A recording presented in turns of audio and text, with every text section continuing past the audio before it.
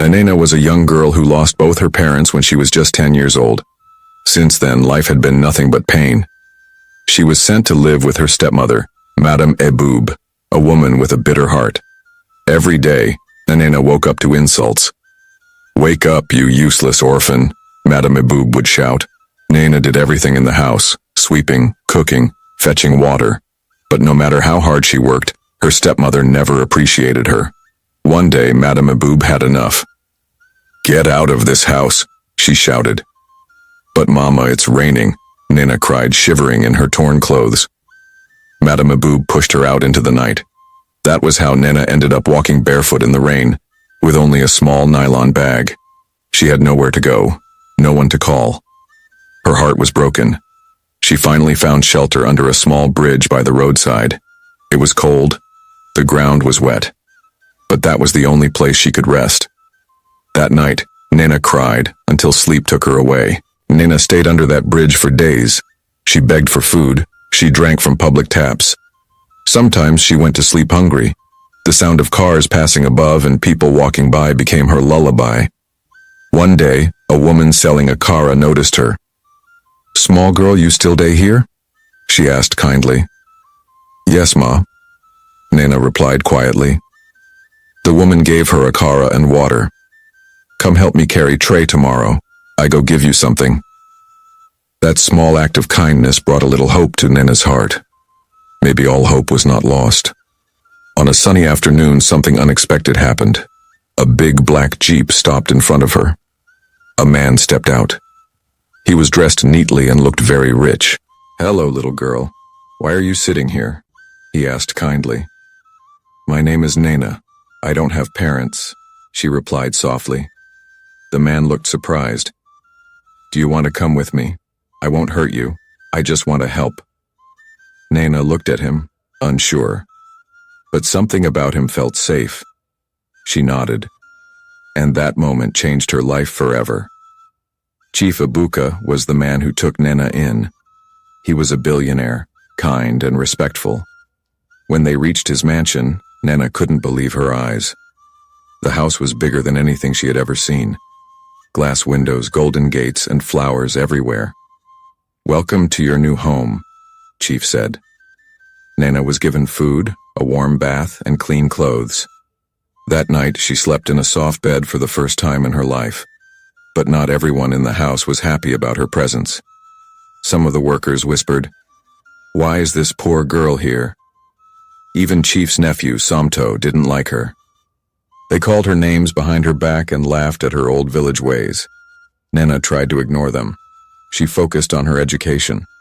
Chief sent her to a private school. At first, the students mocked her, but she studied hard. She read at night. She kept pushing. Slowly, people started to respect her. She became the best student in her class. Her teachers loved her. Her confidence grew. Even Somto began to notice her differently. "You're stronger than I thought," he once told her. But Nnena stayed humble. She didn't forget where she came from.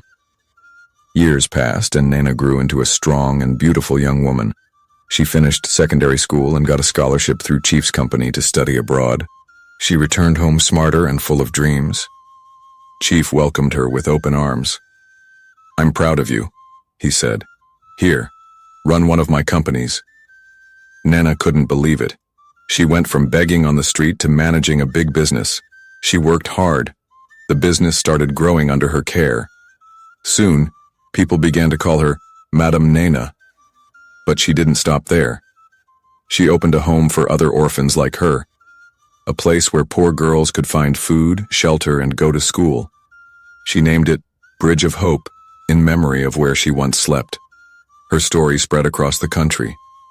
People were inspired. News stations came to interview her. "What gave you the strength to rise?" one reporter asked. Nnena smiled and said, "Because I knew I deserved better, and I chose to never give up." One afternoon, someone knocked on the mansion gate. It was Madame Eboob, Nnena's wicked stepmother. She looked poor, sick, and tired. Life had dealt with her. When she saw Nnena in a fine dress sitting in a clean compound, she was shocked. "I'm sorry," Madame Eboob said, falling on her knees. "Please forgive me." The old Nnena might have turned her away, but this new Nnena smiled and helped her up. "I forgive you," she said. "Come in and eat." Madame Eboob broke down in tears.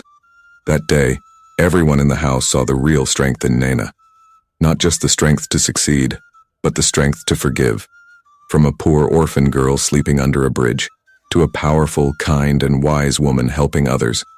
That is the story of Nnena. A story of pain, hope, and victory. And that, my dear listeners, is the powerful story of Nnena, the poor orphan girl who was thrown out into the streets, who slept under a cold bridge, alone and forgotten, but rose to become a respected woman, full of love, grace, and strength. Her story teaches us one thing: never give up. No matter how life treats you, no matter who rejects you, as long as you're still breathing, your story is not over. Nnena could have become bitter. She could have become angry, but she chose forgiveness.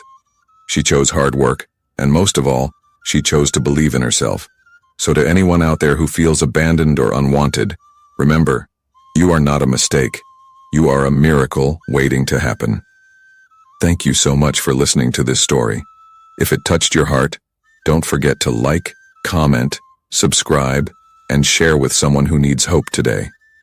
And please turn on the notification bell so you won't miss our next emotional African story. Until next time, stay strong, stay kind, and keep believing in your dreams. I love you all. Bye.